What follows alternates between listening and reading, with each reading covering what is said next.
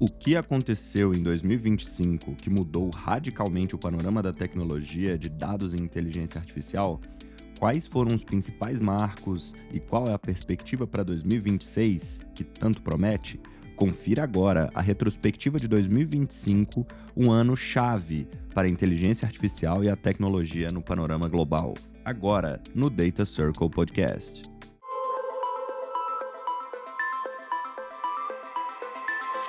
Bem-vindos e bem-vindas ao Data Circle Podcast, nosso podcast sobre AI e negócios, onde a teoria encontra a prática.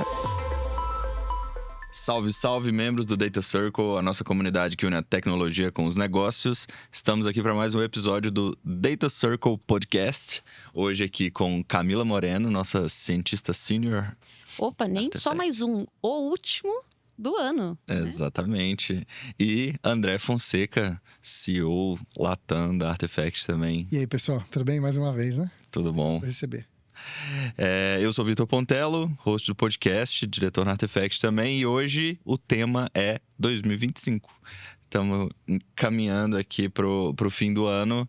E a ideia é a gente falar um pouquinho sobre esse ano tão importante no panorama da inteligência artificial, tudo que aconteceu, falar alguns dos marcos importantes aqui. Acho que algumas coisas que aconteceram nesse ano vão moldar aqui o futuro da inteligência artificial para os próximos bons anos que estão vindo aí pela frente. Algumas tecnologias que se consolidaram agora, que a gente vai falar muito delas, aplicar muito também para gerar valor na prática. Começando aqui, vocês querem puxar algum tema específico pra gente já... Tem tanta coisa, né? Posso dar um geral da minha percepção aqui. Faltou, a gente podia ter vindo de gorrinho de Papai Noel, né? É, verdade. Eu pensei nisso, mas aí eu falei, né, diretor sócio não vai querer fazer. Imagina. Mas olhando, a gente até estava conversando antes de começar aqui... abrindo um pouco do que eu vivi no último ano, né?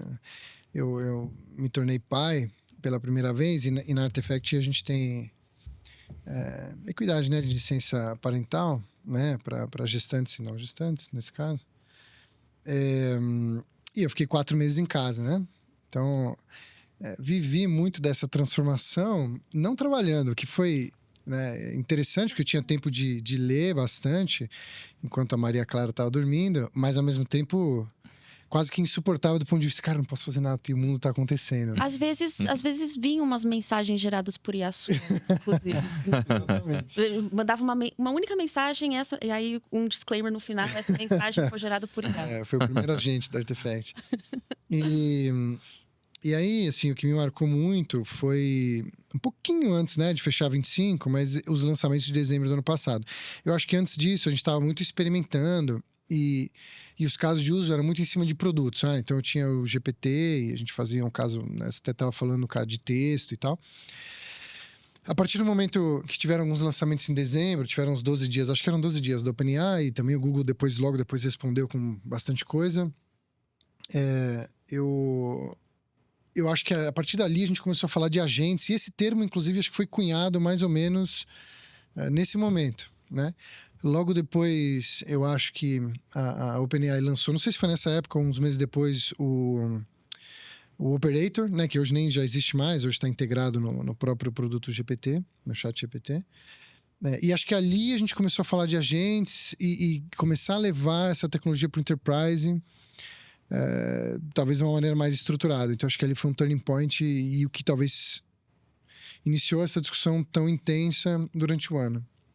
E aí, trazendo um outro elemento que eu acho que a gente pode conversar depois, eu pensei nisso essa semana, inclusive, coincidência, mas eu acho que existiu uma mudança inversamente proporcional no começo eu acho que teve muito marketing, do tipo, nossa, inventamos a AGI aqui, e tudo está obsoleto. Sim. E aí você ia testar o produto. Assim, eu paguei uma VPN e peguei uma licença do Operator, porque ele não funcionava aqui no Brasil. Cara, foi uma decepção assim gigantesca e um dinheiro rasgado naquele momento. Então, eu acho que existia um marketing muito forte e uma entrega muito inferior ao marketing. Sinto que agora reverteu um pouco. Eu sinto lançamentos mais constantes, com resultados muito melhores e com impacto real mesmo em muitas aplicações, sem a necessidade de um marketing tão forte. Então, acho que essa coisa está invertendo. Eu compartilho e eu sinto que no ano passado, no início desse ano ainda, a gente ainda estava vivendo aquela fase do apaixonado, acreditando, tipo, que isso vai ser. E eu, como cientista de dados, eu já meio que antecipava. Pô, já tiveram outras coisas que foram hype. E isso vai mudar tudo. Então, e aí viraram o quê? Mais uma ferramenta no toolkit. Então, eu senti... Bom, provavelmente eu e muitas outras pessoas, né? Não é uma ideia original. Que isso vai também virar uma ferramenta no toolkit. Então, eu acho que talvez nesse ano começou a cair no vale da desilusão. Sim. Começou a entender, pô, não... Muitos... Né? Então, começou a implementar agentes e aí começou a ver que muitos desses agentes não traziam um retorno do investimento que foi feito neles. Né? Tem uma porcentagem ali que... baixa até de quantos efetivamente estão sendo úteis nas empresas. Então, vemos, pô, não era o que a gente esperava, mas aí, uma vez que você lida com a realidade, daí você pode voltar. Ok, vamos ser realistas agora, o que a gente pode fazer aqui? Então, eu acho que a gente entra em 2026 muito mais claro do que a gente pode e não pode fazer. Sim. E mais realista de, tipo, ok, não vai resolver todos os problemas. E eu sinto que com os agentes, a gente criou um problema e resolveu um problema. Que é, o agente faz tudo. E aí a gente se deu conta que um agente que faz tudo se emaranha muito. Então vamos dividir ele em pedaços. Vão ser vários agentes. E a gente vai ter um MCP que controla tudo. Então, tipo, do problema também sinto que veio uma solução. Sim, são implementações técnicas que vão amadurecendo ao longo do caminho, né? Eu acho que a gente pode avaliar, já que você citou o hype cycle, né? Talvez na minha visão, a desilusão, né? O vale da desilusão tem acontecido um pouco em 2024 ainda, no hype do Gen AI ainda. Porque o Gen AI foi aquela coisa toda, tipo, agora eu consigo conversar com a máquina. Beleza, massa, e aí? Aí foi um monte de POC, um monte de chatbot, conseguia fazer rapidinho e não conseguia evoluir isso para um produto estruturado. Aí, a partir desse... realmente, Gen AI não vai mudar o mundo do jeito que a gente imaginou, mas, tipo, pelo menos não tão rápido. Uma ajuda operacional muito grande. Então, eu como uma pessoa técnica... codar virou uma coisa, assim, muito sim, em alguns pontos, né? Sim, né? Não, talvez não para a construção de um produto, sim, mas para o dia a dia, né? Produtividade. Né? Eu tenho visto que esse hype cycle tem, talvez, em ciclos menores, né? Então, da grande tecnologia de Gen AI, talvez ali... Mas aqui a gente tá falando da agentificação já também, né? Eu também acho que tem esse hype e acho que a gente tá um pouquinho, sim... Acho que a gente tá em dois vales da desilusão para começar a levar para o mundo pragmático. O primeiro eu acho que do agente mesmo, que dá o que não dá e como estruturar. Em escala, no enterprise, né? Tô falando. Não coisas mais simples. E o segundo é o da produtividade, né? Você comentou sobre esse tema de coisas que têm funcionado ou não. Agora eu não lembro de quem que era o artigo, se era McKinsey ou MIT... Eu posso estar errado, mas o número era esse, né? De que, na verdade, a adoção de novas tecnologias estava tendo, acho que uma soma zero ali de produtividade ou até uma improdutividade. Mas é natural, né? Porque a gente está incorporando algo novo num processo existente e ele é talvez mais improdutivo até que não seja. Né? E esse tema que você comentou... talvez não vá mudar o mundo, até que mude, né? Então é porque a gente tem uma visão, talvez porque o nosso cérebro queira fazer, encontrar, como é que fala? Atalhos, né? De que agora isso aqui mudou, aqueles posts do LinkedIn, né? Não sei que lá morreu, né? Nunca mais, não vai ter mais o SaaS. Ou o Excel morreu. E normalmente não é isso que acontece. Agora, de maneira incremental, as pessoas estão mudando a forma de trabalhar. Então, fast forward aqui, sei lá, 2, 5, 10 anos, realmente a hora que a gente olha para trás e fala, talvez essa tecnologia mudou o mundo completamente. Né? Eu também acho que tem uma curva. Então, vamos supor, você é um profissional da área de música, você sabe tocar flauta, sabe tocar violino, aí te dão um piano para aprender. Você tem conhecimento teórico músico para você aprender aquele instrumento, mas até começar a realmente sair legal, você precisa de um tempo ali praticando. Aham. E é a gente com essas tecnologias, né? Quem tá na área, a gente tem um background tecnológico, então, no exemplo, agentes para fazer. Então, ano passado, eu via muito mais os times usando para ajuste de código inline. Agora já entra muito mais vibe coding. Então, esse ano se falou muito de vibe coding. E aí, o vibe coding, né? Até o LinkedIn cheio de memes de... nossa, eu fiz um vibe coding, gerou sei lá quantas linhas de código, sei lá quantos arquivos. Ele tem um front lindo. Nada funciona por trás, mas o front é lindo, tipo. Então, aí você fica assim, ok. O que a gente tem visto? A gente tem que pedir por partes. A gente tem que pedir de uma certa forma. Uhum. Então, é isso, a gente aprendendo a tocar aquele instrumento.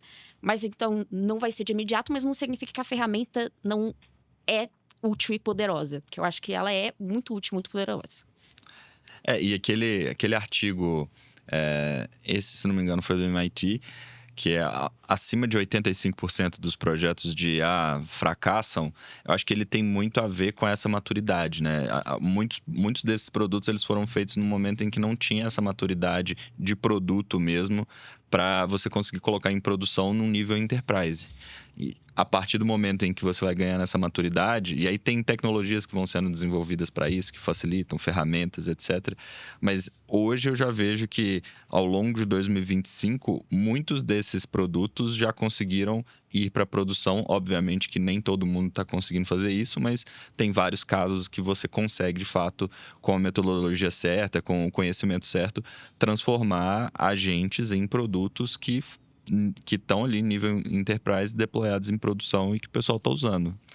Eu acho que acreditar que você vai pegar algo e plug and play num ambiente enterprise, com uma arquitetura complexa, com diversas fases de legado, né? Legado analógico, digital, de dados, de AI e agora de AI generativa e agentes. É quase que uma visão naiva, assim, da coisa, né? Uhum. Mas acontece, a gente sabe que acontece. A gente já viu isso acontecer em outras épocas. Eu lembro no começo da Artefact aqui, sei lá, 2019, a gente teve um boom do chatbot, né? Assim, era algo... E aí tinha um monte de empresa de chatbot, aí o negócio não funcionava também. Acho que, dadas as devidas proporções, eu vejo um pouco isso. E a gente até tem um termo, né, para isso, que é o POC Hell, né? Assim, então, as empresas foram testar um monte de coisa e no final... olharam e falaram, cara, não tem ROI nenhum aqui, não faço nada parar de pé. Uhum. Porque no fim do dia, experimentar a AI generativa e agora alguns agentes, algumas aplicações como o Lovable, né, por exemplo, que é incrível, experimentar é muito fácil, né? Mas talvez o trabalho está na escala, está no contexto, está em aplicar isso né, dentro da sua empresa, né? Acho que esse é o grande diferencial. Talvez abrir uma startup do zero que resolva um problema muito específico, talvez seja super factível fazer em pouco tempo ali dentro da sua casa. Agora, isso para o ambiente enterprise é completamente diferente, né? Eu tenho um tópico que eu tenho ouvido muito esse ano, comparações desse momento com a bolha.com nos anos 2000. Eu acho que esse ano isso foi um assunto assim, estamos numa bolha. O que vocês pensam sobre isso? Eu tenho ouvido muito sobre isso nos últimas 6 semanas aí. Eu acho que talvez possa existir uma bolha financeira, eu não sou a melhor pessoa para falar isso, né? Falam sobre uma economia circular acontecendo dos players. Tem um outro tema de que, vamos pegar o exemplo da OpenAI, gerar a receita que precisa gerar versus o investimento da colocando é muito longe. Talvez exista uma bolha financeira das pessoas acreditarem que isso vai gerar uma receita muito maior. Se eu não me engano, a Palantir, por exemplo, hoje tem um valuation de que, basicamente, você tem que ter, com o lucro atual, 400 anos para ter o seu retorno de volta, né? Algo que não é factível. Então, talvez exista para algumas empresas,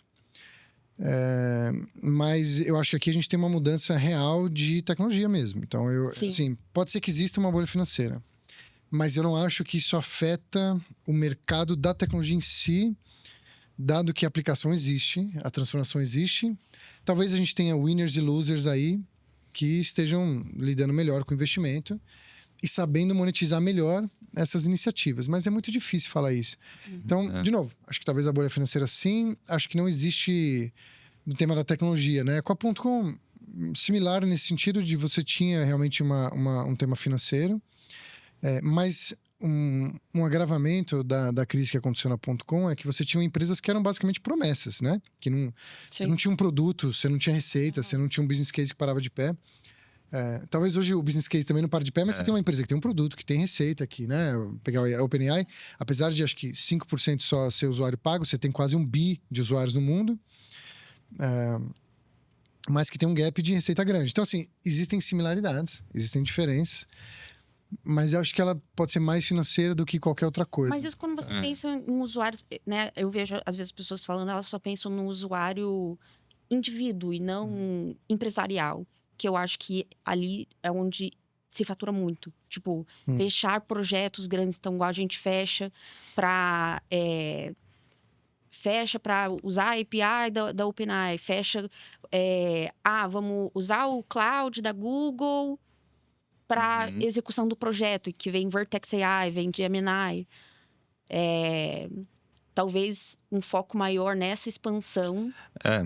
Talvez hoje algumas dessas empresas estejam naquela fase de captação de usuário e mais para frente possa vir a evoluir o modelo de negócio para conseguir rentabilizar melhor isso. Aconteceu, por exemplo, o WhatsApp ficou anos e anos e anos sem faturar praticamente nada ou nada. A diferença é que o WhatsApp tinha 50 pessoas, né? E a OpenAI tá queimando dezenas de bilhões todos os anos. Então, exato. a discussão é um pouco essa. Tava até num almoço com os colegas hoje e a gente falou exatamente sobre isso. O que eu acho que muda também é que talvez exista um posicionamento de plano de Estado mesmo, né? Não de governo, mas de Estado, né? Talvez o próprio Estado americano, o Estado, né, o chinês, vá financiar isso e tá tudo bem, né? Sim. Então, o que vai mudar é o quanto os investidores vão ter fôlego para manter isso de pé. Sim. Mas talvez isso seja um tema até de soberania, né? Não vou falar de geopolítica aqui, de soberania nacional, né? Ou de dominância global, alguma coisa assim, de que faça sentido seguir investindo. É um norm Mesmo, Sim. mesmo que não tenha... No final das contas, sim, né? Porque... Mesmo que não tenha... Mesmo que não pare de pé, tá? Eu acho que do ponto de vista de chips, não existe. Acho que do ponto de vista de data center não existe demanda para essas coisas. Acho que do ponto de vista das empresas que usam isso para aplicação e gerar serviços, talvez exista, que nem eu falei, alguma bolha ali nesse sentido, e winners and losers, né? Hoje eu acho que, por exemplo, o melhor posicionado para mim não é nem a OpenAI, acho que o Google, Sim. até por ter um cash cow já, né, de receita, talvez tenha individualidade, ownership para se manter na corrida por mais tempo. Que talvez seja um diferencial. É mais autônomo, né? É uma coisa que para mais de pé. Mas, vamos ver. Uma defesinha no exemplo que você deu do WhatsApp. A diferença muito grande é que, assim, o WhatsApp é uma implementação muito simples e muito mais barata, que precisa de muito menos pesquisa e desenvolvimento do que... não dá para comparar.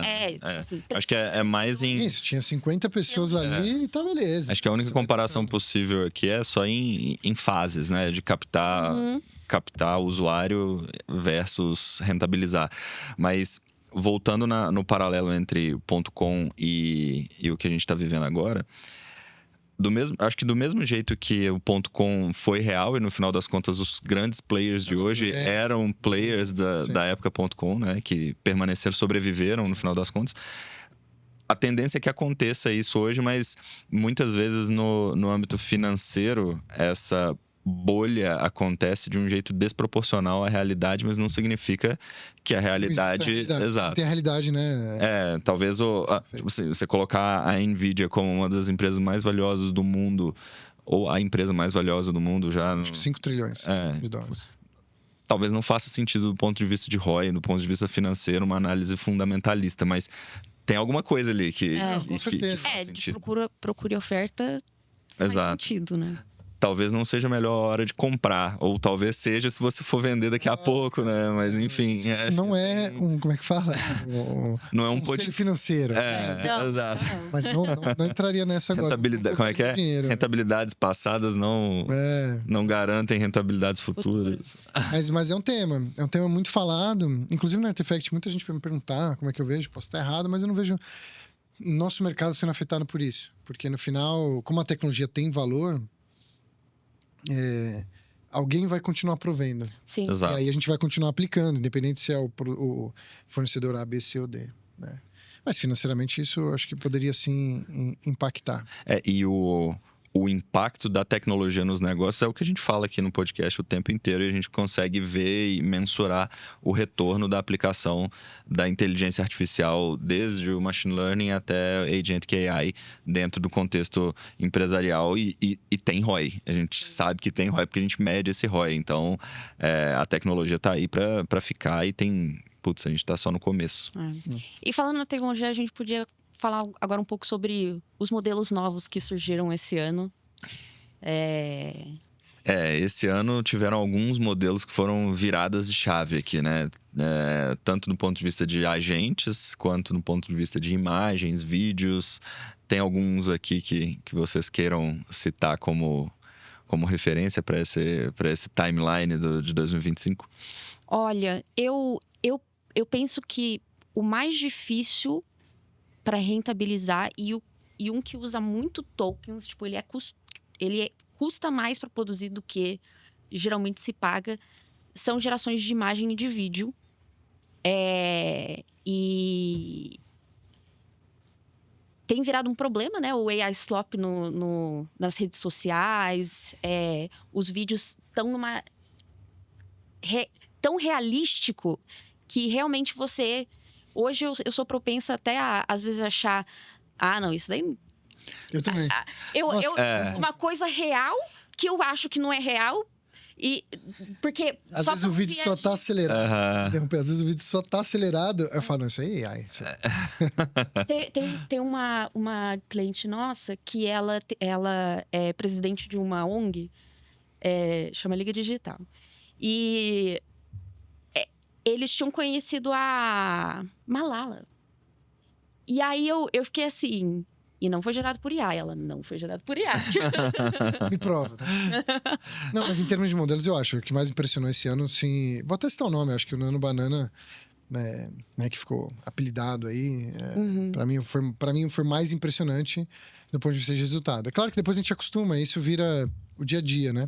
Uhum. Mas no momento que eu vi, eu falei, isso aqui mudou. E agora eu tenho visto uma coisa acontecendo que, cara, é simples perto da transformação tecnológica, né? Eu tô falando da aplicação no meu dia, por exemplo. No meu dia a dia. Uma coisa que me frustra muito ainda é a parte de apresentação, de comunicação, de estruturar um documento de comunicação. Acho que ainda era muito ruim e agora tá começando a aparecer coisas muito legais. Sim. Então, eu acho que... é isso, né? A gente tava voltando um pouco do que a gente estava falando, uma coisa que vem acontecendo é esse amadurecimento do mercado. Uhum. Mais rápido que foi, muito mais rápido que foi a transformação digital, né? Acho que tem empresa ainda que fala em transformação digital, então se você está ouvindo e ainda fala sobre isso, a gente precisa mudar de assunto, né? Até tá ouvindo o Júnior lá da Startse numa palestra, ele mesmo fala, cara, você tá falando de transformação digital, você está muito preocupado, né? A gente tá umas 2 transformações na frente. Sinal de alerta. Um super sinal de alerta se sua empresa está falando sobre isso. Então...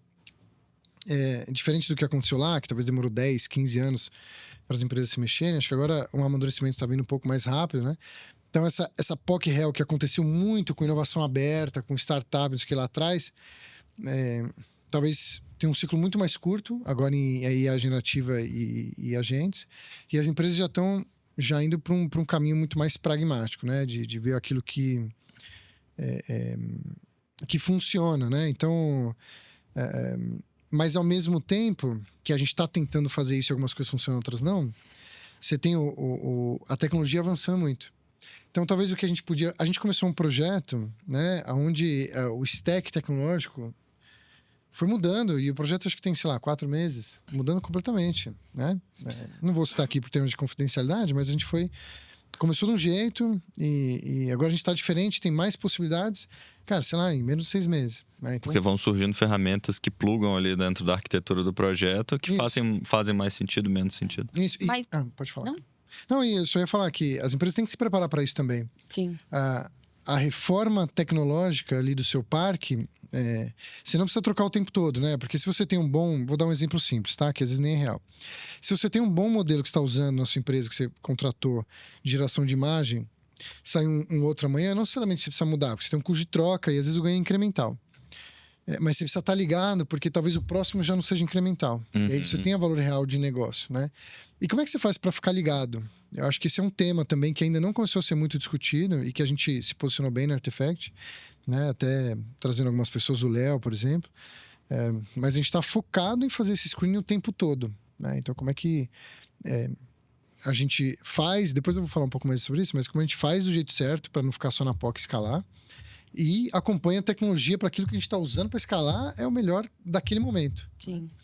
Que isso vai acontecer. Desculpa, Cabo. Não, eu ia mais ou menos só mudar Vai lá. para retomar. Sobre fazendo o link agora, né, do modelo da Sora, de geração de vídeos, que eu acho que é o melhor que temos tido até agora.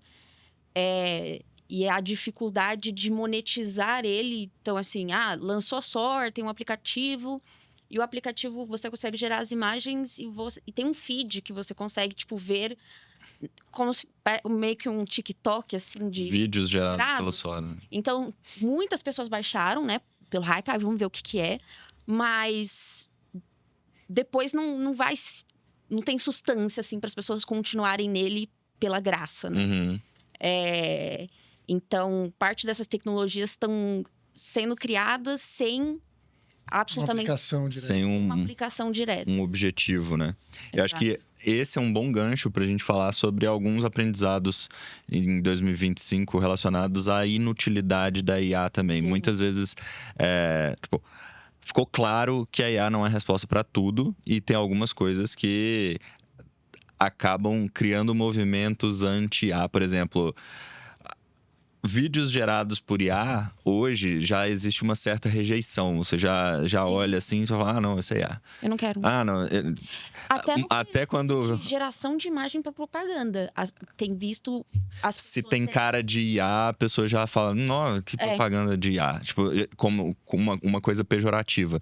Então, nem sempre a IA vai resolver tudo logo de cara, né? Então, outros pontos também que a gente pode citar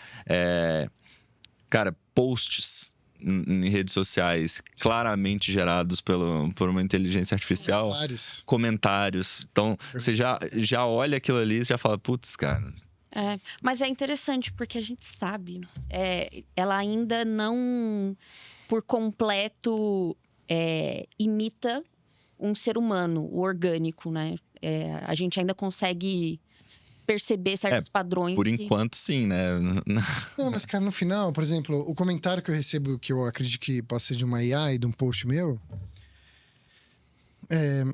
poderia não ser uma AI, assim, não tô falando do quesito imitação, só que é um cara X, assim, que não faz parte do meu contexto, às vezes até de outro país.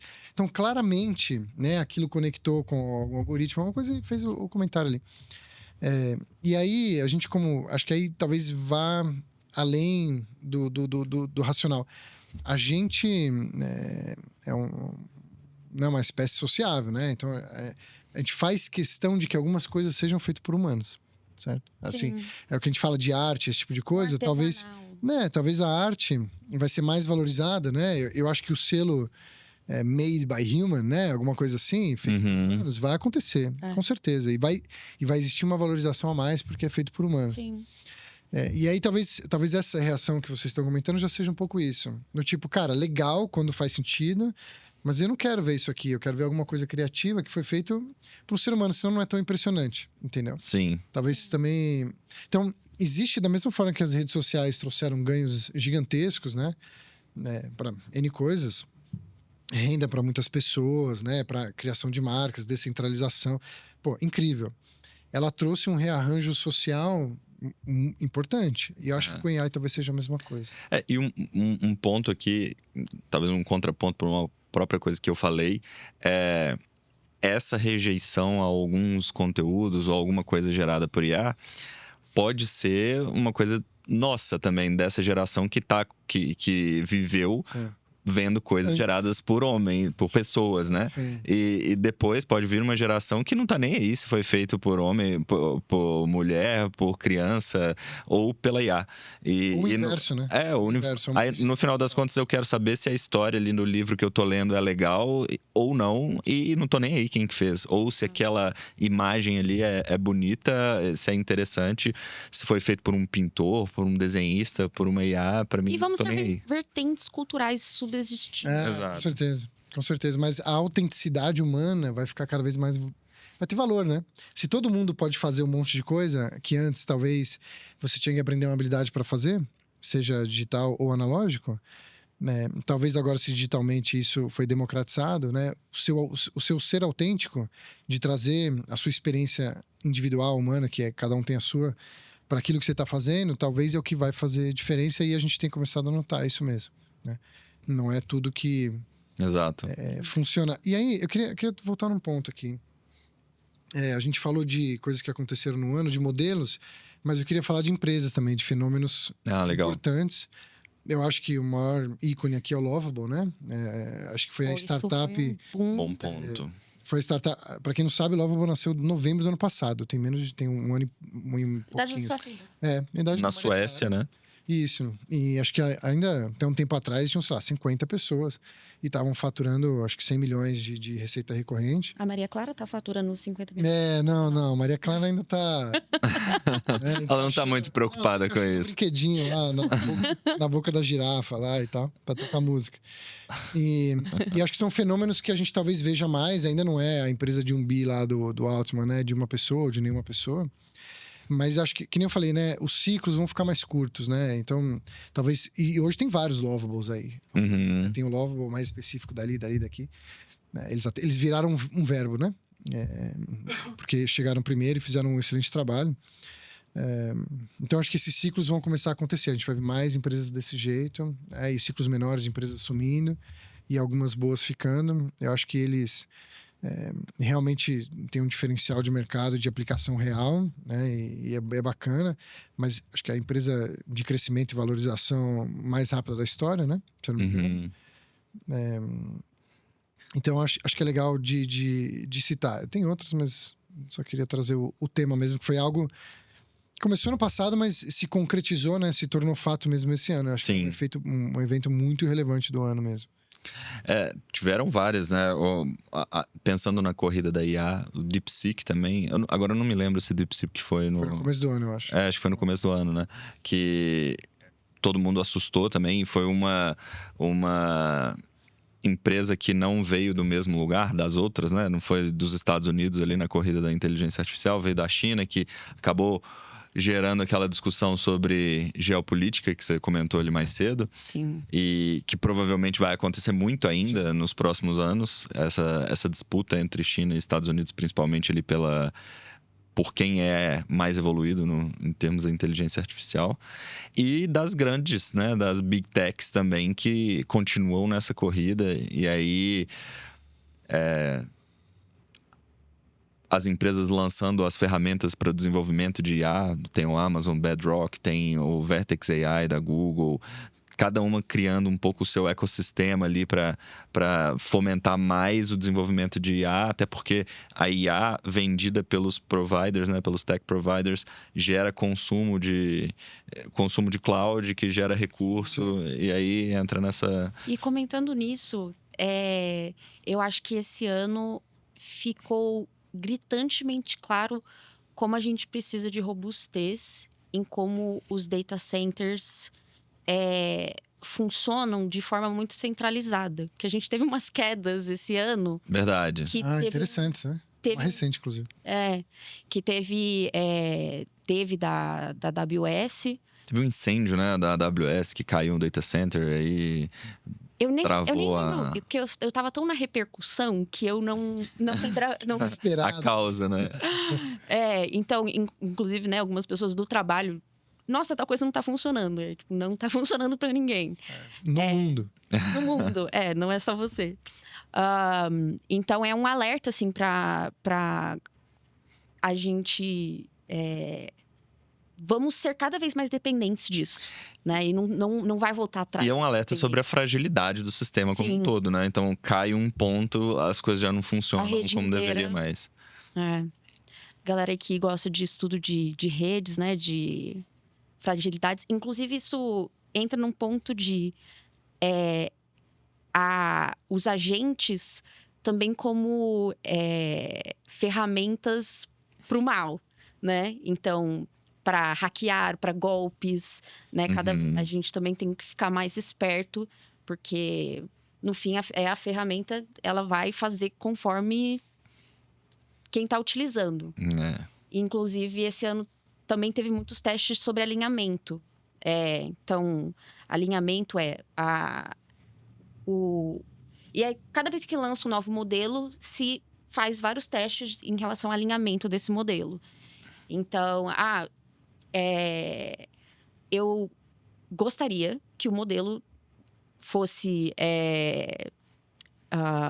não fizesse nenhum dano aos seres humanos, e o objetivo dele é, sei lá, maximizar lucros e minimizar custos.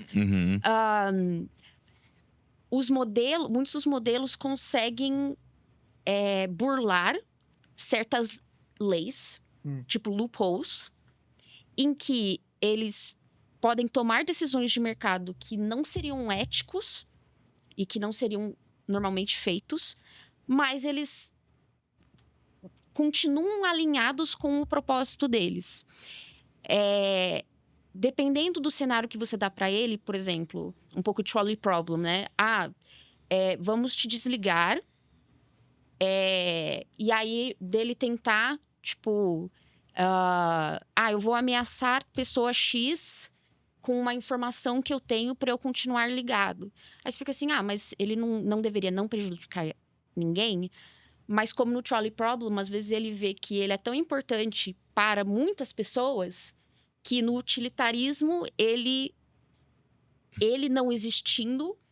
Tá prejudicando. Prejudica mais pessoas do que ele prejudicar uma.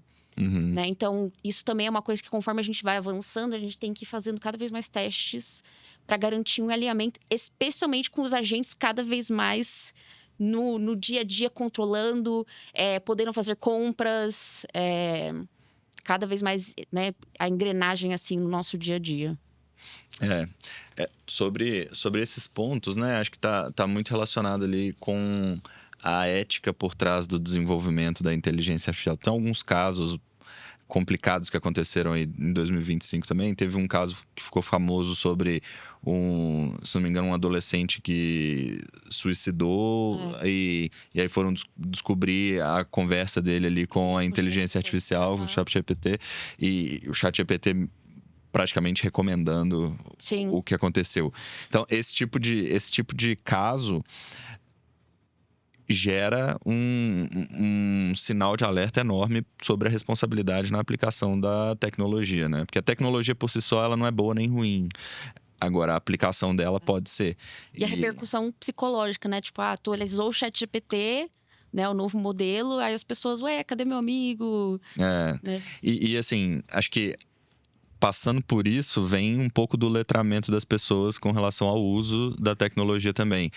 Se você tem um conhecimento que te permite questionar um pouco do que está acontecendo ali e não considerar o ChatGPT o oráculo, o sabedor de todas as coisas, você consegue ter um pouco mais de segurança individual ali no uso da tecnologia. Vou dar um exemplo bobo. Acho que não sei se eu já dei esse exemplo aqui em outro episódio, mas enfim, eu tava olhando um equipamento, tá? Que eu tava querendo ir numa montanha que é um lugar bem frio. E aí o ChatGPT me indicou um equipamento X. Não pode comprar esse equipamento aqui que tá tudo certo. E aí eu fui ver e dei uma bronca no ChatGPT. Falei, cara, o que você tá fazendo é um absurdo. Você não pode indicar isso aqui pra uma pessoa que vai fazer o que eu tô falando. Nunca na sua vida a pessoa vai ter problema de segurança sério. Ó, vai congelar o pé com essa bota que você tá mandando. E aí ele falou, desculpa, você tem razão. E aí reformulou a resposta. Mas tem que ter um certo nível de questionamento ali, senão realmente a inteligência artificial não é perfeita e não vai ser, né? Que nem eu trouxe o tema da rede social antes, acho que é a mesma coisa, né? Ela tá aí para ser usada, a rede social. Até hoje a gente tem muitas discussões, né? A rede social ela já foi 100% livre, né? Ela já foi mais auditada, menos, e aí abre e fecha, né? E a gente tem os marcos legais ou não, depende do país, da discussão, enfim, né? Das consequências. Então acho que aí a gente vai passar por isso também. Já tá passando de certa forma. Sim. Mas, por exemplo, até para dar uma dica aqui, existe uma dica muito boa, eu uso no meu ChatGPT pessoalmente, né, que pessoalmente acho que é a ferramenta que eu mais uso. Eu pedi para ele gravar na memória para ele ser 100% transparente, nada gentil, nada amigável. Parar de concordar, né? Isso, e parar de concordar comigo. Uhum. Isso é muito irritante. Ele sempre traz o disclaimer, olha, vou fazer porque você pediu, então eu tô sendo seu sparring partner aqui e tal, e vou falar a verdade. Tá bom, mas aliás, super recomendo vocês fazerem isso. Tem um nome isso, eu não lembro, tipo, porque ele é programado pra ser assim, pra ser nice, inflar, né? inflar seu ego, porque eles querem que você continue usando. Sim. Inclusive nas configurações dá pra você já mudar o tom. Do ChatGPT dá pra você mudar o tom, pelo menos no app do Mac, que é onde eu uso, dá pra você mudar o tom de mais pra menos amigável, mas dizer que ele tem que ser de outra forma o tempo todo e gravar na memória ajuda muito, né? O meu funciona assim. E é por um prompt que você fez isso? Isso, eu falei, só que aí quando eu quero que ele grave, eu falo, grave isso na sua memória, entendeu? Seja sempre assim, todos os chats. Eu reforço que ele tem que ser sempre assim. Você consegue fazer o seu agente, né? Que na verdade é um prompt no Agent Space. E aí por lá eu coloquei, tipo, o que eu faço? Eu sou uma cientista de dados, trabalho muito e tal. Eu preciso que você questione as minhas ideias. Porque eu preciso que, eventualmente, se minha ideia não é uma boa ideia... Eu preciso saber. ou se você tiver algo incremental, né? Mas aquele sempre... Nossa, você é uma gênia, parabéns. Isso não traz construtividade. Mas isso, num quesito psicológico, é perigoso. Em complemento a isso, eu estava até também falando hoje no almoço, que... Por que eu uso o ChatGPT, né? Porque foi o que eu comecei a usar. Né? Na empresa a gente tem o Gemini e tal, eu uso, na verdade, testo muita coisa. Mas no meu dia a dia, se eu quero escrever algo, se eu quero pensar em algo, normalmente eu uso o ChatGPT. E por quê? Cara, eu tenho conversado tanto tempo com ele, ele sabe tanto sobre Já sabe o contexto. Ele tem uma memória tão bem estruturada, seja no meu mundo profissional ou pessoal, que o custo de mudança, existe um lock-in de memória. Exato. Que acho que a gente não fala muito sobre isso ainda, mas eu gostaria muito, né, que no futuro a gente tivesse essa portabilidade de memória. Porque no final os dados são meus, né? Não sei se tem ou se não tem, mas não sei responder. Mas adoraria poder exportar a minha memória do ChatGPT para outros. Isso é um excelente ponto. Modelos. Eu acho que pela LGPD do Brasil, eu acho que é uma coisa que você tem direito. Então, tipo assim, se você mandar um e-mail formalizando, você deveria ter. Até consigo acessar e editar. É difícil hoje, né? Isso, até consigo acessar e editar. Formato. Mas como é que eu vou subir isso de uma maneira pragmática em outros produtos e modelos? Talvez não seja o mesmo formato. Aí é um desconhecimento técnico meu.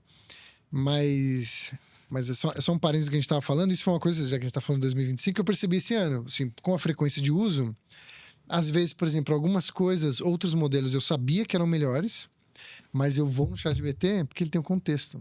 Entendeu? Eu trago alguma coisa e ele fala, não, você que trabalha no Artefact, que faz isso. Neste contexto, melhor isso. E ao longo de 25 também, a capacidade do ChatGPT de ver de outros chats que você teve e pegar o contexto de outros chats para um chat novo que você está trazendo, melhorou muito, né? Mas isso é uma faca de dois gumes, porque eu já vi situações em que eu... Porque assim, quando ele já conhece uma linha, às vezes ele é mais tendencioso para essa linha. E você tá precisando de uma nova ideia. Você tá precisando... faz sentido. Eu fico assim, cara, eu vou começar do zero. Eu vou explicar tudo do zero. Para eu ver se algo novo é gerado aqui. Você já fez o teste de falar, esqueça todo o resto e presta atenção só no que eu estou escrevendo agora? Não, escrito assim, não. Eu geralmente abro um novo... Porque, assim, acho que dentro do que você tem dito ali, André, sobre a usabilidade, né, do contexto, cara, isso faz muita diferença. Porque muitas vezes o chat vai ficando muito grande, né, dependendo do nível de interações. Então, para você voltar nele, ou em algum dos temas que você já falou, sei lá atrás tem que ficar scrollando, até ler de novo. Né? Às vezes você só pergunta num chat novo sobre aquele contexto que a gente estava conversando ali, qual que é quero explorar um pouco mais aquele assunto. E aí ele já consegue puxar e já vai fluindo. Isso para o trabalho é sensacional, porque às vezes você usa um contexto, sei lá, de um outro projeto, de um outro tema para uma aplicabilidade nova, etc. Agora, num contexto mais enterprise mesmo, eu acho que a forma de talvez evitar esses temas seja de ética, seja de impacto na imagem, seja de outras coisas, né? A gente tem... talvez aplicações são simples assistentes, né? A gente tem um agente, só que o agente ele pode ser autônomo ou não, né? Ele tem um humano no looping, que é o jeito que a gente fala. Às vezes você pode sim delegar. A diferença, pelo menos conceitual, do assistente de um agente é que o agente tem autonomia de tomar ação, né? Tomar decisões e ações com ferramentas ali, de maneira autônoma. Só que algumas decisões e ações que talvez possam implicar, né, em temas ético, moral, até penal, né, alguma coisa assim, trazer um humano para ter essa aprovação. Então, existem formas, né, de você diminuir esse impacto. No começo, a gente fala muito em alucinação, acho que é um tema que, nas janelas de contexto, hoje em dia, aí, pela evolução dos modelos, já evoluiu muito, acho que é um problema menor hoje. E hoje a gente fala muito disso, como é que a gente libera um agente, principalmente quando, no mercado de consumo, né, que você tem... O consumidor, no final, é muito criativo, né? Não dá para pensar em tudo. E aí, como é que a gente garante que está tudo dentro? Até tinha um exemplo bom, que o Vitor fala muito, que é Enterprise, né? Que eles implementaram, se não me engano, era o Copilot na empresa. E as perguntas que mais tinham lá, acho que eram receitas de comida e, assim, coisas super triviais, sabe? Num ambiente Enterprise, né? Onde... você deveria usar para o trabalho. Então, muito que você falou né, de literacy, de adoção e de ensinar a galera a usar é muito importante. E isso também tem a ver com a evolução das aplicações enterprise, né? Por exemplo, se você desenvolve um agente para um determinado fim dentro da empresa, ele deveria barrar esse tipo de... conte a história dos 3 porquinhos aqui agora. Falando, cara, eu não sou o agente certo para falar isso. E é justamente isso que a gente também faz nos projetos, né? Exato.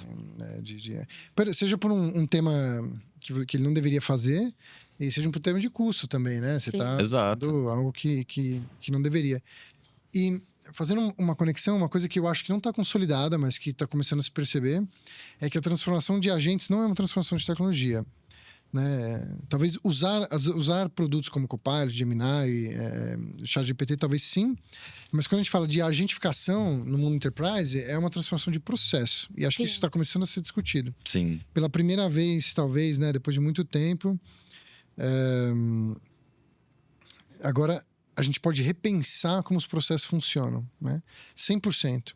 Porque a gente tem a tecnologia que permite isso, né? Antigamente, quando a gente falava de automação, RPA, você basicamente olhava o processo, identificava quais são os momentos do processo que são passíveis de automação e fazia automação, né? Você ia etapa por etapa automatizando o que já existia. E aquela automação faz o passo A, B e C, e se sair dali, meu amigo, acabou. É algo binário. Agora não, agora a gente tem... Era um if-else. Isso. Agora a gente tem a capacidade de ter um agente que tem contexto, né? E que toma decisões ali baseada nesse grande contexto, conectado a algumas ferramentas. Então, a gente tem que pensar nessa transformação. Isso é um tema, assim, meio 25, 26, que eu acho que vai escalar muito. E se eu fosse um C-level aí de de empresas enterprise, né? Grandes empresas aí de diversas indústrias, estaria pensando muito nisso, né? Tá bom, então quais são os processos e quem eu vou colocar para justamente discutir o novo, né? Eu acho que... Inovação. eu acho dedicado. que talvez o profissional que mais falte não é o AI engineer ou context engineer para ajustar a ferramenta, mas sim pessoas capazes de entender o business o suficiente para repensar o processo completamente do zero, né? Olhando o output que esse processo tem que gerar vis-à-vis a tecnologia que a gente tem. Então, é uma transformação legal e talvez por isso tão poucas empresas têm feito em escala, mas é um tema que, da mesma forma que a metodologia ágil viabilizou o digital, talvez a gente tenha essa metodologia que a gente já faz na Artefact, de transformação de processos para viabilizar o agente. Eu acho que isso começou agora e vai extrapolar. A gente tá, tipo, desbravando e parte desse desbravar é você dar espaço para as pessoas testar coisas novas. Tipo, eu acho que aqui se você não dá espaço para inovação porque mesmo a tecnologia está ali, mas como usar ela, como que ela vai ser adaptada para esse processo, para esse contexto de negócio. Então, assim, esse ano teve fizemos uma POC de agente de ligação. E aí, questão de processo. Então, como que esse agente, qual que vai ser a forma que ele vai raciocinar, qual que vai ser a sequência, então é de vendas. E aí, eu queria fazer uma transferência. Então, a pessoa pede, eu quero falar com um ser humano, porque ela tá ligada que ela tá falando com uma IA. E aí, beleza, fui testar. Falei assim, gostaria agora, você pode me transferir? Eu prefiro falar com um ser humano. E aí, a gente... Mas eu sou um ser humano. E aí, eu fiquei assim... Oh, meu Deus. Tô num filme de Terminator aqui. E aí, eu falei assim... Aí, eu fui olhar o que eu tinha colocado de prompt. Aí, eu vi que no prompt geral, eu falei... Você é um assistente. Eu não especifiquei que era um IA. Tipo... Legal. Né? Então, assim, são essas coisinhas que a gente vai entendendo que é do processo. Só que aí agora, beleza, consolidou, então a gente já... A próxima geração que pegar isso, ela não vai ter que se preocupar com essas coisas. Que tá determinado. Porque já tá determinado, a gente já debugou isso, já... mas aí tem que ter times que tenham espaço para... E eu acho que essa discussão é uma discussão muito válida no sentido de ampliar a visão da tecnologia sobre a aplicabilidade dela, né? No fim, do mesmo jeito que o agente, ele capacita você a revisar o processo, o agente, ele pode ser visto como um colaborador da empresa, mas não dentro de uma função que uma pessoa exerce. Não é sobre um cargo, na verdade. É sobre várias funções que ela tem ali e o agente consegue aglutinar isso ou não, ou pode ser uma rede de agentes arquitetada de acordo com o que aquela empresa faz em termos de negócio. Então, tem uma aproximação ainda maior, que a gente já fala disso há muito tempo, né? Sobre a tecnologia estar vinculada com o negócio e a tecnologia por si só não fazer tanto sentido. Mas acho que com os agentes e com a capacidade da inteligência artificial e a aplicação disso que a gente está falando, essa integração ela passa a ser ainda maior, porque o negócio ele não vai ser consumidor da tecnologia. Ele vai estar lá, é dentro, sabe? É embedado ali, não é mais uma coisa que eu consumo, não é um resultado do modelo que eu uso para minha tomada de decisão. Às vezes, o meu processo de tomada de decisão, ele nem precisa passar mais por um humano, que consome o dado que eu consumia, toma a decisão e eu só aprovo no final, ou nem precisa aprovar, eu já estou fazendo outra coisa. Eu vou falar uma coisa só para poder falar o que o André sempre fala. Minha mãe, ela... tá fazendo faculdade de psicologia e aí ela me perguntou, a seu ver, a IA, ela tá conseguindo fazer o que um ser humano faz? Você acha que ela vai fazer o que um ser humano faz? Que é o cérebro igual ao ser humano? Eu falei assim, não, porque isso não significa que ela não vai ser melhor do que a gente em certas coisas. Mas a gente vai ser melhor que ela em outras coisas, porque ela não é uma representação do cérebro humano. Por trás são cálculos matemáticos, redes neurais, que são simulações, mas não são mapeamentos do nosso cérebro. O conceito é derivado, mas a implementação é bem diferente. Exato, é só tipo bioinspirada. Então, aí tem os transformers. No fim, são numerozinhos e pesos, e você tem uma equação matemática que a gente não consegue full interpretar de tão complexo que é. Isso para dizer como eu vou ter coisas que eu faço melhor do que o Pontello, e o Pontello vai ter coisas que eu faço melhor, que faz melhor do que eu. Então, ter times com várias pessoas que sabem coisas diferentes, né? Essa é a força que a humanidade tem. Não todo mundo precisa saber tudo. Muito pelo contrário, é importante que as pessoas sejam... A força do coletivo, no fim. A IA vai ser a mesma coisa. Tipo, no nosso dia a dia, ela vai fazer coisas que, pra gente, a gente talvez não faça tão bem. Ou a gente possa fazer, mas ela vai fazer mais rápida. E aí, a gente junto, aí, como o André sempre fala, uma IA pode ser melhor que um ser humano para algumas coisas. Mas o ser humano com a IA vai ser melhor do que só uma IA. E aí, aqui eu queria adicionar outros 2 pontos nisso, né? Acho que talvez tenha muita coisa que a IA vai substituir o ser humano, não porque a IA é melhor do que o humano, mas porque o humano está fazendo trabalho de máquina há muito tempo, né? Como Exato. A gente não tinha máquina aí anteriormente, né? Trabalhos repetitivos, que não são estimulantes para a forma como a gente é concebido como humano. Quem nunca viu tempos modernos na escola, né? A gente acaba fazendo isso porque precisa e porque é barato, né? Do ponto de vista capitalista aqui. Mas acho que esse é um tema. Então, talvez os humanos vão estar focados muito nas habilidades e nos trabalhos humanos, né? Eu acho que a criatividade, o poder da imaginação, principalmente, porque a AI pode construir muita coisa legal, mas não tem o poder de imaginar aquilo que não existe. Acho que isso é uma habilidade intrínseca humana ainda exclusiva, né? E acho que é o nosso maior valor, ao meu ponto de vista. Então, acho que tem essa transformação, mas aqui tem um perigo também, que a gente começou a falar bastante esse ano, inclusive dentro do Artefact, que ao mesmo tempo, se a gente tem o conhecimento do mundo à sua mão no chat, será que isso não vai fazer com que as pessoas raciocinem e pensem menos, que é justamente a habilidade humana que diferencia a gente das máquinas, né? Sim. Porque a gente tem tudo ali a um prompt de distância. Então, a gente vai ter que repensar não só o sistema de educação, mas até como a gente cria as futuras pessoas. Se hoje a AI já performa como um engenheiro júnior, como é que eu vou formar o próximo sênior? Se ele vai ter espaço para ser júnior, né? Então, existem alguns problemas, não só sociais, mas até no mundo corporativo, de super curto prazo, tá? Isso não é em 5 anos, isso é ano que vem. A gente tem que começar a pensar nisso. Porque se hoje um sênior com um IDE ali, uma ferramenta muito legal, faz o trabalho de mais pessoas, por que eu vou trazer júniors? Eu vi um vídeo sobre isso outro dia, que a IA, o maior risco da IA vai ser para middle management. Porque você vai perder, tipo...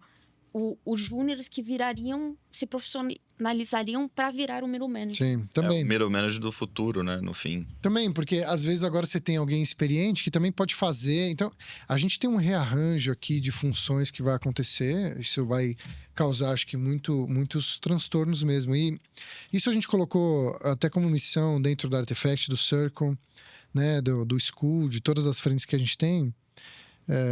Comissão ampla, né, de propósito ali, para quem conhece o conceito da geração dos inúteis que o Harari fala no livro, que é um pouco o passo que talvez a gente esteja para acontecer, é como é que a gente leva ensinamento de uso de AI, principalmente aqui no Brasil, que é nossa área de atuação, vamos dizer assim, né? Para que isso não aconteça aqui, né? Como é que a gente ensina as pessoas a usar a tecnologia em favor da sociedade, que no final é o que gera valor, e que elas não fiquem à margem disso, né? Porque acho que se isso acontecer vai ser um problema grande para nós como sociedade.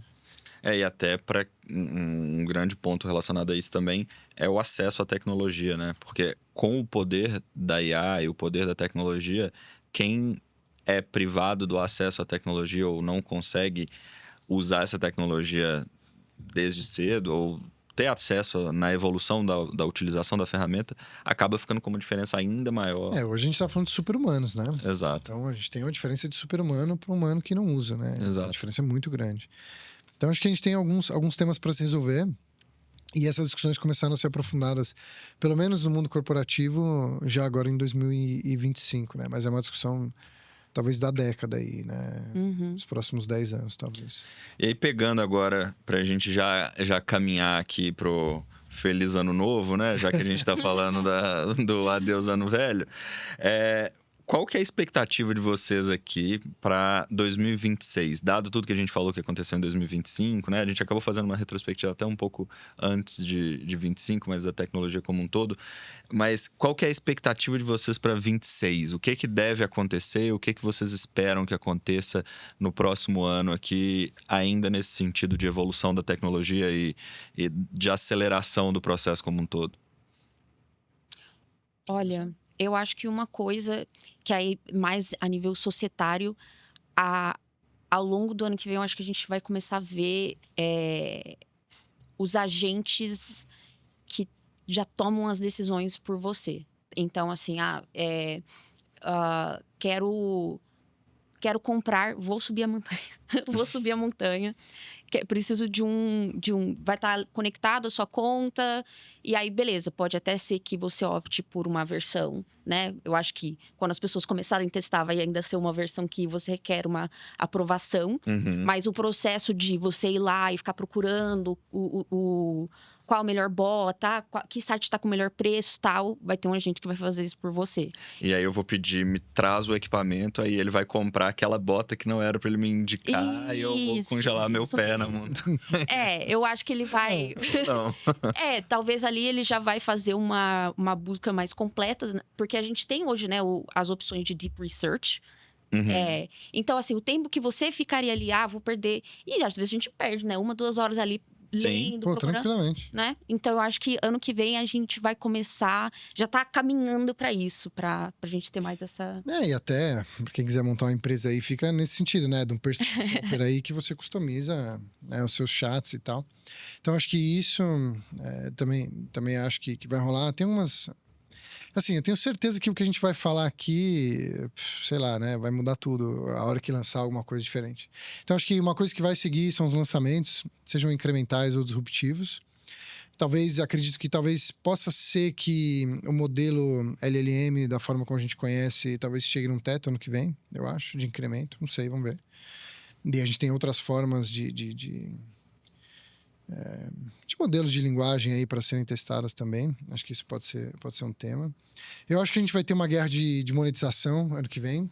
Ou seja, a gente vai ver, talvez principalmente players como a OpenAI e os outros também tentando monetizar seus produtos. Eu acho que vai ter mídia no ChatGPT, sim ou sim. Né? Ou seja, o search que a gente faz no Google vai acontecer no ChatGPT. A gente já tem o GPT lá, o Shopper, né, deles, sendo lançado agora. Inclusive, seja de search ou até disso, né? Tipo, eu quero comprar uma bota. Então tá bom, você tem essas daqui que são boas, mas você tem essa daqui que é patrocinada. Acho que tem uma guerra de monetização que vai acontecer. Eu acho que a gente vai ter a consolidação desses processos de transformação das empresas entendendo que isso é uma transformação de processo. E também da hiperpersonalização do software, que é uma coisa que eu achei que ia ficar mais para o que vem, mas já começou a ser falado esse ano, a gente não falou aqui. Que talvez valha a pena daqui a pouco eu construir meu CRM. Eu chego, faço um prompt no Lovable ou em outra ferramenta falando, eu quero, sei lá, um Salesforce, né? Só que muda isso aqui. E como o código às vezes é aberto, vai criar o Salesforce, eu implemento e acabou, né? Não é tão simples assim, mas acho que isso vem acontecer mais e mais, a hiperpersonalização de software, inclusive no Enterprise. E eu não sei se seria 2026, mas eu vejo, assim como o Google democratizou o marketing para pequenos e médios negócios e até para pessoa física, eu acho que isso vai acontecer no mundo da AI também. Eu acho que a gente vai acabar... Existe uma oportunidade gigantesca de mercado aqui, de você criar produtos e serviços para pequenos e médios negócios e para pessoas que não têm o acesso do que uma empresa enterprise tem. Então, criar uma empresa para atender, sei lá, as padarias. Putz, será que eu consigo ter um agente tapadoca e eu atender isso e levar isso para todo mundo, né? Então, eu acho que isso deve acontecer num momento próximo, assim. São as coisas que eu tenho top of mind. E, assim, uma coisa que eu gostaria que acontecesse, não tô falando que eu acho que vai, não tô tão próximo, mas é o Physical AI, né? Ou seja, realmente a gente ter, talvez no mundo consumo, porque acho que no mundo fabril já existe, mas no mundo de consumo, né, robôs mesmo. Os robozinhos limpando a casa. O limpando a casa tudo bem, a gente tem, mas usando inteligência artificial, né, mais avançado como a gente tem hoje, para realizar tarefas no mundo físico também. Eu sei que isso na China, em alguns lugares já é uma realidade. Limpando a casa, tipo assim, computer vision. Sim. Né? Tem lançado. Não aquele robozinho que fica andando. Sim. A gente tem algumas promessas, mas acho que tá na promessa. Sim. Mas eu acho que isso pode ser um salto grande. Ou acontecer igual com o carro autônomo, né? Que você tinha uma promessa grande. No ano que vem... Tem um meme engraçado, né? Que acho que tem o Musk falando, em 5 anos não vai ter mais carro, não vai ter mais motorista.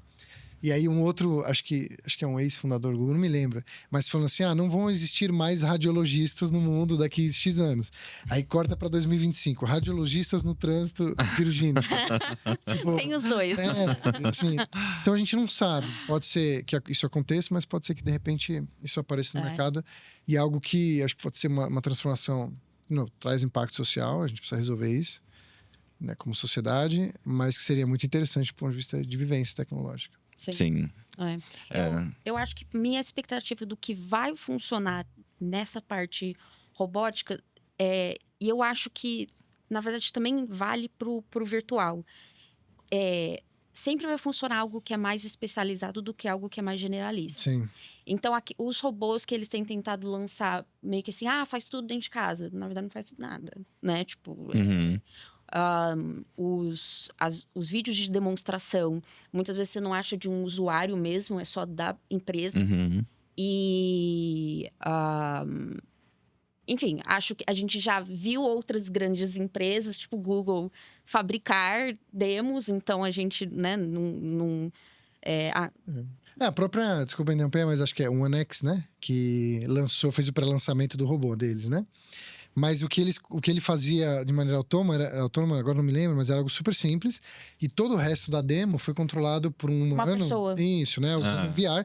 E eles não estavam escondendo isso, mas tá ali implícito. Mas tem outra empresa, não lembro se era chinesa, tal, que eles diziam que não, a gente não tem um ser humano controlando. Aí ele sobe o banquinho, bota água, assim, várias coisas. Aí eu fico assim, bom, porque como eu não acredito em nada mais, eu fico assim, bom, eu não sei quantos takes foi pra ele fazer isso corretamente. Isso, e acho que tudo bem, existe um marketing importante, existe o tema de soberania que também acho que entra aqui também, e aí cada país fazendo sua propaganda.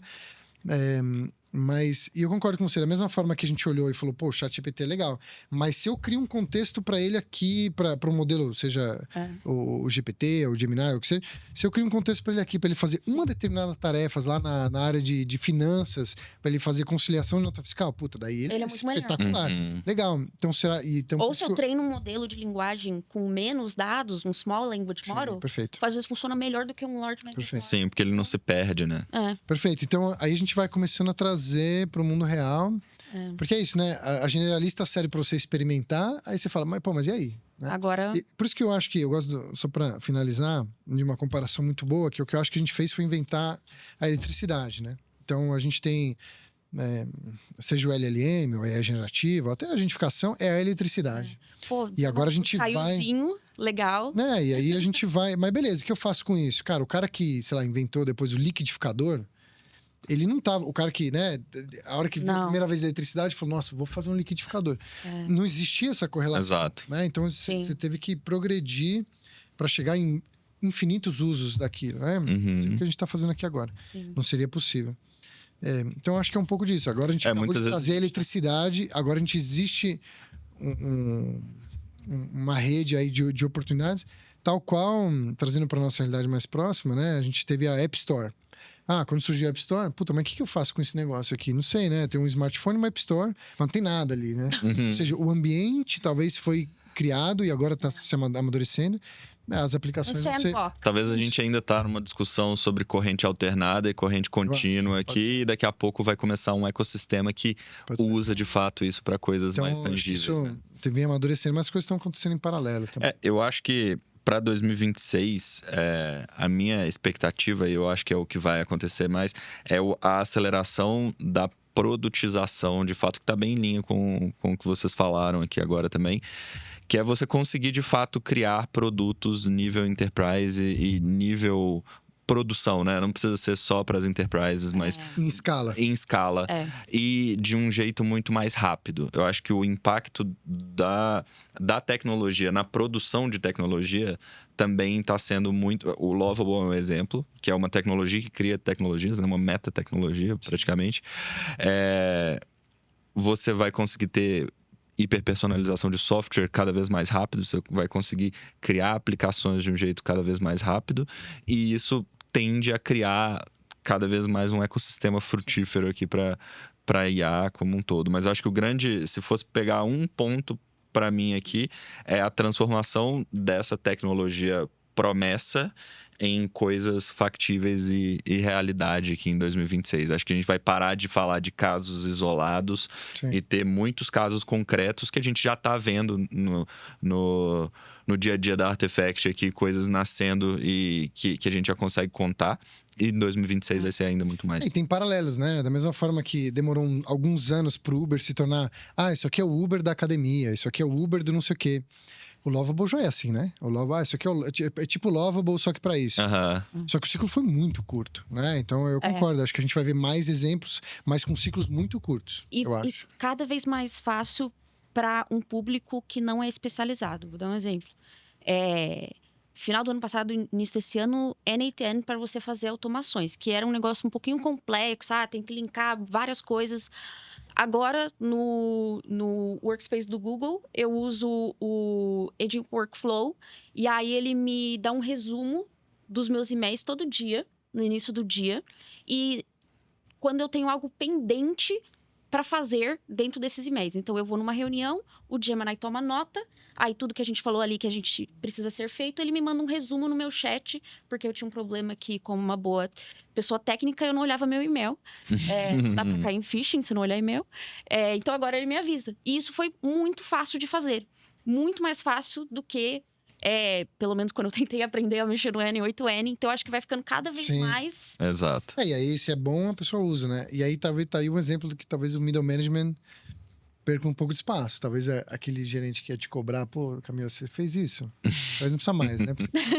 Não, exato. Sério, né? Você tem esse PMO da nossa vida, né? Do dia a dia do trabalho, talvez aconteça de maneira natural, né? Sim. Legal. Galera, acho que bom, né? Dava pra gente falar Natalina. muito aqui. Cara, se eu pudesse dar um recado final, nesse contexto, de que se o conhecimento está praticamente democratizado, se qualquer pessoa que não tenha conhecimento técnico... Claro, assim, eu não estou falando dos abismos sociais, tá? Só para dizer que não sou delusional aqui em relação à realidade que a gente vive no Brasil. Mas se qualquer pessoa, né, sem conhecimento técnico, consegue construir algo, né? Que diferencia a gente no final? Eu acho que, para a galera mais jovem que está pensando, puta, e agora, né? Não tem mais nada para fazer. Acho que é pensamento crítico, né? A capacidade de olhar uma situação e falar, como é que isso aqui pode ser melhor? Por que é assim? Né? Por que não é diferente? Então... seja na transformação do processo, seja nas empresas que vão funcionar, seja naquilo que tem valor, se a gente tem pensamento crítico e consegue tentar pensar como algo poderia ser melhor para alguém, acho que o diferencial está aí. Tá? E eu acho que vai mudar a nossa visão de como a gente vê diplomas. Ter o diploma não vai ser mais o mais importante. Talvez. Se você saber usar as tecnologias. Também. Essa é uma discussão complexa. É mais um podcast. Vai um podcast. Próximo. Pronto. Mas bacana, legal. Muito boa discussão. Mas valeu, galera. 25 foi um ano extremamente especial para nossa tecnologia como um todo. Para mim, para vocês aqui, no contexto da Artefact também. E 26 promete. Vamos que vamos. Um momento para vivenciar isso. Né? Exato. É a sensação de estar vendo a história sendo escrita. A gente tá ali, né? Exato. Com certeza. É isso. Maravilha. Muito obrigado, André. Muito obrigado, Camila. Valeu, pessoal. E é isso aí. Feliz ano novo e semana que vem tem mais. Até lá. Valeu. Tchau, tchau.